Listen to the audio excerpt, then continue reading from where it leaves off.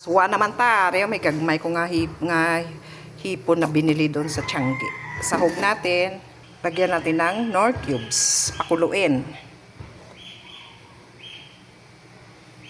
Pagkakulo, lagay na ating saluyot, kangkong, talbos ng kamote at malunggay.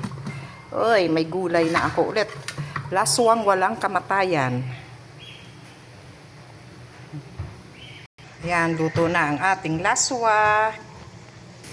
Isa tayo ng bawang.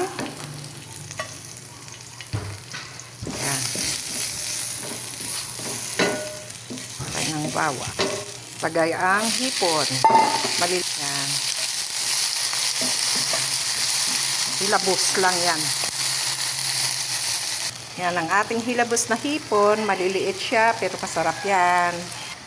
Laswa. Yo, sarap ng ulam ko. Laswa again.